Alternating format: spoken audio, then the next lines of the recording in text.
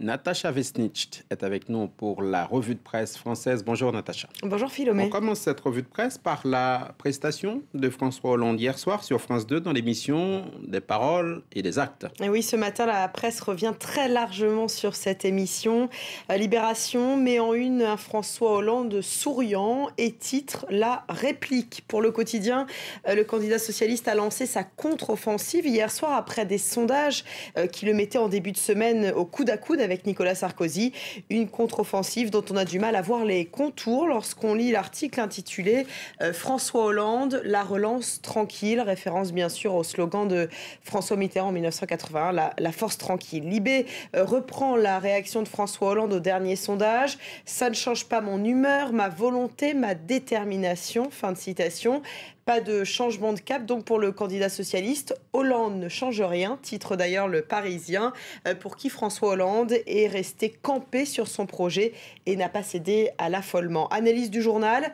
Très technique, l'émission d'hier a surtout été l'occasion pour le candidat socialiste d'apporter quelques précisions sur son projet, jugé flou par ses adversaires. Un projet flou, une critique formulée notamment par Jean-François Copé, qui a débattu hier soir avec François Hollande sur le plateau de l'émission. Oui, Jean-François Copé qui a opté pour le choc frontal, nous dit le Figaro, qui se souvient du précédent passage de François Hollande dans l'émission du 26 janvier dernier.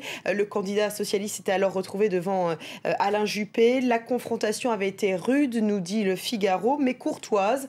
Trop, même au goût de certains collègues d'Alain Juppé. Pas de courtoisie, donc cette fois, le patron de l'UMP a accusé Hollande de quadruple langage et puis aussi de faire l'anguille.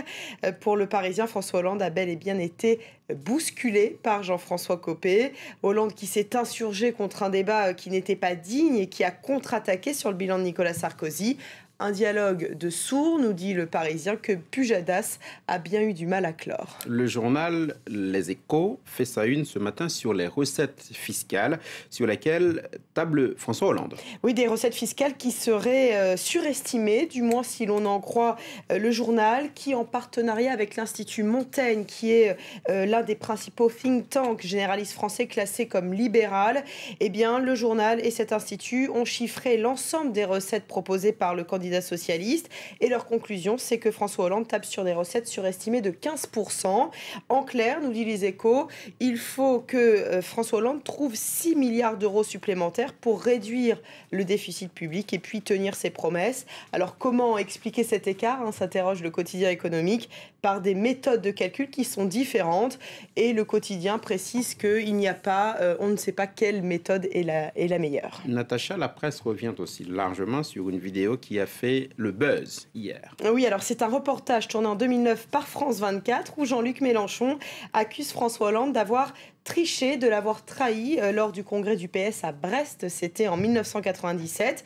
Et le Parisien précise que c'est le site 24 heures Actu, classé à droite, qui a exhumé cette vidéo et le quotidien de titrer « Quand l'UMP se sert de Mélenchon ». Le Figaro, lui aussi, consacre une rubrique à ce buzz, mais titre d'une manière un peu moins claire. Mélenchon tacle Hollande avec ce surtitre, c'est arrivé hier. Alors que bon, certes, le buzz a eu lieu hier, mais cette vidéo date bien de 2009. On change de sujet, on parle beaucoup de sommeil. Oui, et pour cause, Philomé, aujourd'hui, c'est la journée mondiale du sommeil et l'on apprend donc en une du Parisien que la nuit des Français s'est raccourcie de 1h30 en l'espace de 50 ans quand même. Raison avancée par le Parisien, l'abus d'écran, ordinateur, télévision, l'allongement des temps de transport, les horaires décalés, le stress au boulot ou encore les siestes, des siestes trop longues que l'on fait souvent pendant le week-end et donc du coup notre corps a du mal à comprendre pourquoi on fait une sieste tout d'un coup. Il faudrait donc pouvoir faire des courtes siestes tous les jours de la semaine et ça c'est possible, figurez-vous, en tout cas si l'on en croit la une de 20 minutes. Sieste au travail, du rêve à la réalité, le journal gratuit a rencontré des entreprises qui proposent à leurs salariés de faire une pause dodo. Merci Natacha.